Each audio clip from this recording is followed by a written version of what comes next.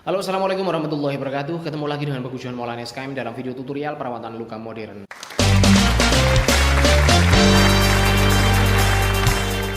Teman-teman, hari ini saya akan share materi tentang mengapa luka bisa bertambah luas dalam 2 minggu pertama perawatan luka modern. Nah, ini problematika ini sering dihadapi oleh pasien, keluarga pasien. Mereka menanyakan, kok kenapa sih luka saya dulu waktu awal datang misalkan luasnya 3x3, lalu 1 minggu 2 minggu setelah itu loh kok jadi misalkan 7x7, loh kok tambah luas ya, loh kok tambah memerah ya, loh kok begini ya, dan sebagainya. Itu tentunya akan menimbulkan suatu kebingungan, dan jika tidak segera terjawab maka itu hanya ada buruk sangka, ada suudzon. Ini jangan-jangan nggak beres nih, kok kesini tambah parah nih, kayak gitu kan. Akhirnya bisa mengakibatkan tidak percaya, akhirnya mungkin bisa stop kontrol lagi ke tempat pelayanan kesehatan atau ke klinik luka tersebut dan beralih ke yang lain atau mencoba pengobatan-pengobatan yang lain yang non medis dan sebagainya yang belum tentu aman, seperti itu. Nah, ini saya jelaskan fenomena ini ya. Yang pertama, itu bisa jadi Anda waktu pertama datang kondisi lukanya itu sebenarnya luas lukanya memang 7x7 bukan 3x3, hanya saja tertutup oleh jaringan mati. Nah, makanya nih pahami dulu nih, warna luka itu artinya apa? Ada beberapa warna luka yang mengindikasikan bahwa jaringan tersebut adalah jaringan mati. Misalkan warna hitam seperti keropeng atau kecoklatan dan sebagainya. Seperti itu. Nah, bisa jadi luka waktu pertama datang itu sebenarnya 7x7 tetapi tertutup oleh keropeng. Sehingga Anda lihatnya cuma 3x3 luasnya. Taunya Anda 3x3. Setelah mengalami autolisis debridement, dilunakkan menggunakan sistem kelembaban sehingga jaringan mati tersebut melunak, akhirnya terbuka, akhirnya melunak, akhirnya mencair jaringan matinya atau hancur, lisis seperti itu, sehingga jaringan matinya terbuang. Nah, tinggal wound bed preparation atau persiapan dasar luka atau ukuran luka yang sebenarnya terlihat gitu loh, seperti itu. Atau yang kedua, mungkin bukan jaringan mati tetapi tertutup oleh jaringan yang terdevitalisasi. Maksudnya gini, jaringan terdevitalisasi itu artinya jaringan yang sedang progres menuju ke arah kematian jaringan. Mungkin warnanya bukan hitam, mungkin warnanya bukan coklat seperti keropeng dan sebagainya, mungkin warnanya masih kayak warna kulit normal. Pertama datang mungkin ukurannya 3x3, tetapi tepi-tepi luka ini sebenarnya nggak sehat. Tepi-tepi lukanya ini bukannya siap untuk tumbuh, tetapi mereka siap untuk mati. Namanya jaringan terdevitalisasi. Mereka sedang rusak, mereka sedang mengalami mungkin kematian pembuluh darah, kematian saraf, atau mungkin mengalami toksik atau mengalami kerusakan yang diakibatkan oleh kuman dan sebagainya, atau proses infeksi dan sebagainya. Jadi mereka statusnya sedang menuju ke arah kematian jaringan, bukan sedang mau hidup tetapi mau mati, seperti itu. Nah, jaringan terdevitalisasi seperti itu kalau dilembabkan menggunakan perawatan luka modern, maka akan lebih mempercepat kematian jaringannya karena sudah jelas mengarah ke kematian, seperti itu.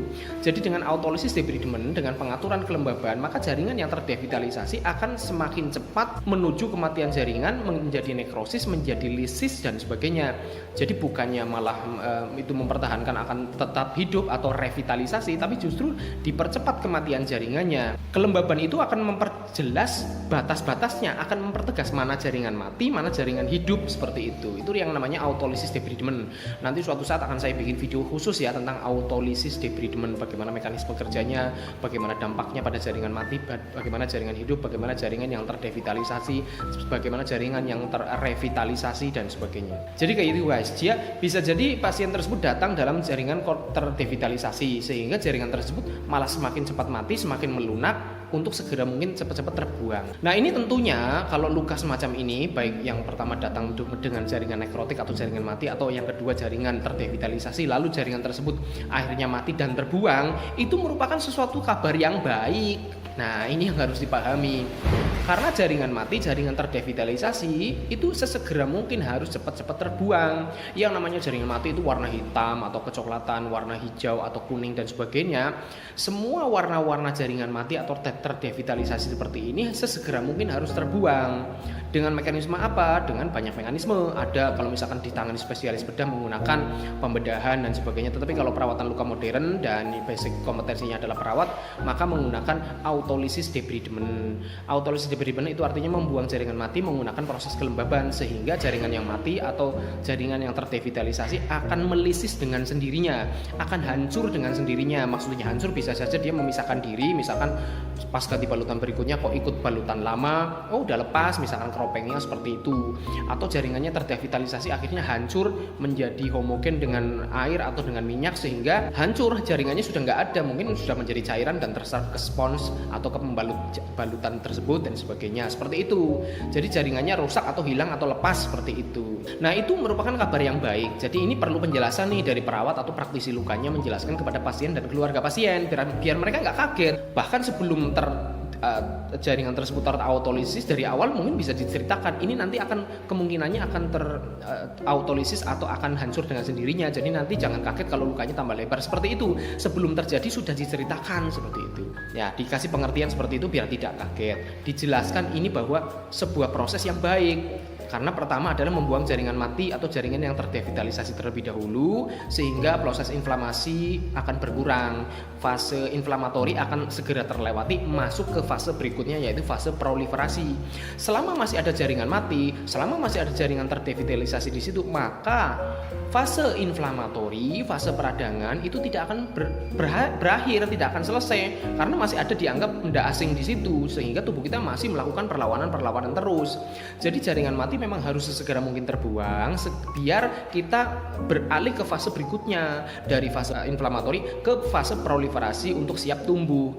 Jadi semakin Anda mempertahankan jaringan mati di situ, nah nggak bakalan tumbuh-tumbuh, epitalisasi baru nggak bakalan tumbuh-tumbuh, makanya nggak rapat-rapat, nggak sembuh-sembuh seperti itu. Lah mungkin pasien-pasien yang tidak tahu adanya proses autolysis debridement, adanya tahap-tahap atau mekanisme penyembuhan luka dengan cara modern seperti ini mungkin beranggapan bahwa sebelumnya mungkin ya dirawat dengan cara konvensional itu jaringan luka yang mati atau jaringan terdevitalisasi kan nggak hancur-hancur, dianggapnya itu sebuah proses yang sedang dalam proses penyembuhan, padahal itu stagnan, padahal itu ajek ya selama jaringan mati atau jaringan terdevitalisasinya masih ada di situ. Nah seperti itu, makanya begitu ke perawatan luka modern misalkan ke klinik Monas seperti yang saya punya, di situ akan terjadi perubahan cara atau perubahan mekanisme cara penyembuhannya seperti itu, bahwa prinsip yang pertama jaringan mati harus terbuang dulu. Kalau cara mekanisme yang lama dengan perawatan luka model konvensional jaringan matinya dipertahankan, padahal itu sudah jelas-jelas jaringan mati, nggak mungkin jadi hidup lagi, padahal itu sudah jelas-jelas jaringannya terdevitalisasi yang sedang mengarah ke proses kematian.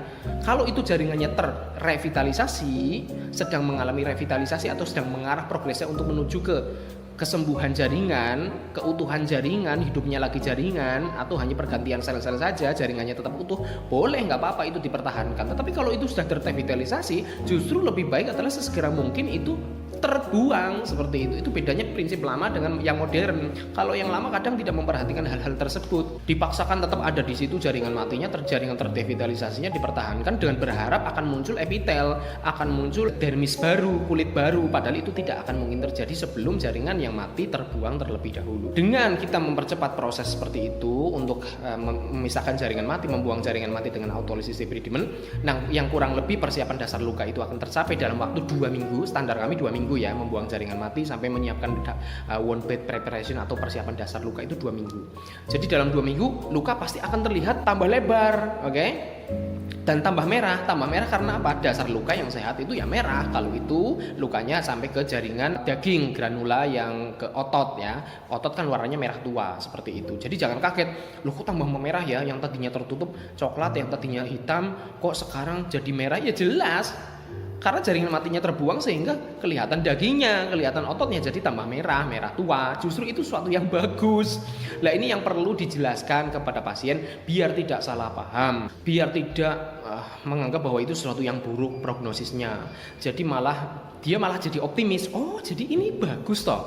Oh ini mengarah ke kesembuhan kok. Oh ini malah sebentar lagi mau tumbuh toh. Seperti itu. Itu yang perlu dikomunikasikan. Kalau enggak ya suudon nanti akhirnya bisa kapok enggak lagi ke tempat perawatan luka modern Anda. Bisa jadi dia memutuskan untuk berhenti dan sebagainya, padahal sudah tanggung mau sembuh, sudah tanggung mau fase proliferasi, fase tumbuh, tapi malah menghentikan perawatan lukanya. Lah itu kan malah nanti progresnya malah bisa melambat lagi, fase inflamatorinya malah memanjang lagi, malah nggak sembuh-sembuh seperti itu. Jadi kuncinya ada di komunikasi. Lah kalau di kami sendiri di Klinik Monas, komunikasi itu penting sekali. Bahkan setiap kali habis rawat inap kita menyampaikan progresnya seperti apa, ditunjukkan foto lukanya. Nah, keluarga kan tidak boleh masuk ke ruang perawatan luka, tetapi bisa melihat di foto luka, baik foto luka yang ada di komputer atau ada di yang sudah kita cetak fotonya ditempelkan di buku luka. Ini loh progresnya seperti itu. Ini penting. Ini kemarin, ini sekarang seperti itu. Ini dua minggu yang lalu seperti ini, atau 2 kali sebelumnya datang kan seperti ini. Nah sekarang seperti ini. Ini progresnya sudah bisa dilihat ya. Warnanya sudah beda, infeksinya sudah menurun, terus jaringan matinya sudah terbuang. Ini sudah mau masuk fase proliferasi atau fase tumbuh. Dengan komunikasi seperti itu pasiennya seneng, keluarganya seneng. Oh ternyata ada progres ya. Oh ternyata tidak sia-sia ya saya datang ke klinik luka tersebut dan sebagainya. Jadi ini penting untuk optimisme kesembuhan, untuk harapan sembuh seperti itu. Kalau berlama-lama tanpa kejelasan gimana ya kan, siapapun tidak pengen seperti itu. Pengennya adalah aman dulu, selamat dari amputasi, selamat nyawanya. Setelah itu juga ada progresivitas yang baik mengarah ke kesembuhan, bukan terkatung-katung tanpa informasi yang jelas. Gitu ya guys, semoga tidak salah paham bagi teman-teman pasien atau keluarga pasien yang berobat di Klinik Monas. Terima kasih. Assalamualaikum warahmatullahi wabarakatuh.